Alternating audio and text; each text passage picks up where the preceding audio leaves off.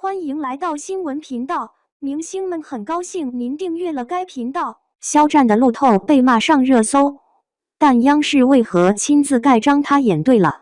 家人們，最近內娛有個怪現象，我是真的看樂了。一邊是肖戰主演的新劇《諜報上不封頂》，民國造型路透滿天飛，白西裝金絲眼鏡，被粉絲捧成從民國畫報裡走出來的貴公子。另一邊，嘲諷的聲音也沒斷過，什麼流量又來毀經典，就知道耍帥，這能演地下黨？句號。可就在2026年1月9號，央視大劇看總台年度片單發布，啪啪打了唱衰人的臉。在一水兒的歷史史詩、革命敘事大作裡，肖戰這部諜戰劇赫然在列，和廣電總局重點指導的生命樹平起平坐。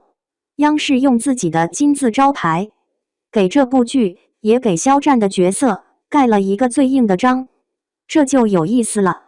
一邊是民間爭議，一邊是官方力挺，到底誰看走了眼？要我說，那些光盯着肖戰臉蛋和西裝指指點點的人，格局真的小了。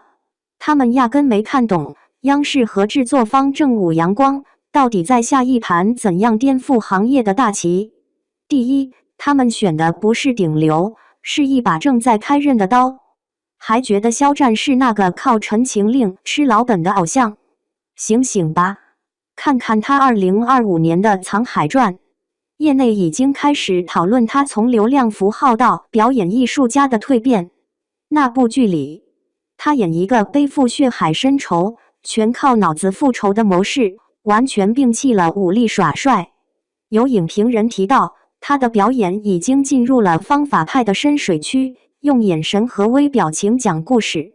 正午陽光這幫人精製片選他演諜報上不封頂的任少白，看中的恰恰是這種去流量化的蛻變。這個角色是什麼設定？潛伏在1948年南京國防部，因為上線犧牲，被迫沉睡多年。表面是風流倜儻的貴公子，實際是步步為營的孤膽特工，這需要極致的隱忍、複雜的內心戲和智性的氣場，而不是擠眉弄眼的裝酷。央視把這部劇放入致敬無名英雄的諜戰敘事板塊，看重的正是這種角色內核的嚴肅性和信仰感。他們要的是一個能承載歷史重量、詮釋忠誠與犧牲的演員，而不是一個時裝模特。第二，他們做的不是諜戰偶像劇，是一場對行業審美的精準爆破。過去10年，自從《偽裝者》之後，國產諜戰劇走進了一個死胡同，要麼苦大仇深，滿臉寫着我在潛伏，要麼油頭粉面，把臥底生涯過成了巴黎時裝周。髮膠厚的能防彈，假睫毛長的能當天線。觀眾早膩了。諜報上不封頂的破局點在哪？在於他抓住了偽裝的本質。真正的特工，特別是任少白這種身處敵人心臟高位的，他的保護色絕不是灰頭土臉，恰恰應該是極致的精緻、從容甚至奢靡。路透裡那48套不重樣的服裝，從筆挺戎裝到絲絨西裝，不是炫富，而是武器。每一套行頭都是他融入那個腐敗上層社會的身份證，是他開展金融暗戰、獲取情報的皮膚。這種精緻感引發的爭議，本身就說明了劇方擊中了當下諜戰劇最虛假的痛點。觀眾反感的是為了帥而帥的懸浮，而這部劇試圖呈現的是因為必須如此，所以帥的邏輯真實。當肖戰穿着白西裝，戴着金絲眼鏡，在酒會上談笑風生時，眼底卻是一片冰冷的警覺。這種優雅的撕裂感，才是高級的戲劇張力。央視認可的正是這種對諜戰美學的升級與重塑。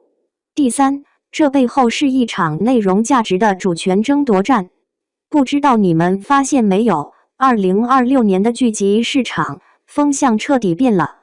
央視片單裡，主流大劇雲集，強調精品化、時代化、大眾化，而視頻平台的片單比如騰訊也塞滿了《千里江山圖》這種陣容厚重的諜戰劇。這說明什麼？說明行業頂層已經厭倦了被流量數據綁架的短視遊戲，開始集體回歸內容主權。諜報上部封頂就是這場戰役裡的一個旗艦產品。頂級制作公司正午陽光加頂流轉型期的肖戰加央視核心播出平台，這個組合本身就是一個宣言：我們要用最高的配置去碰撞最有可能的火花，去試探流量與質量融合的新高度。成功了，它就是下一部偽裝者，重新定義類型劇。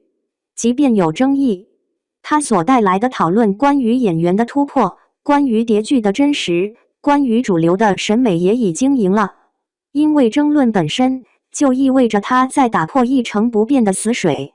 所以別再單純爭論肖戰帥不帥、配不配了。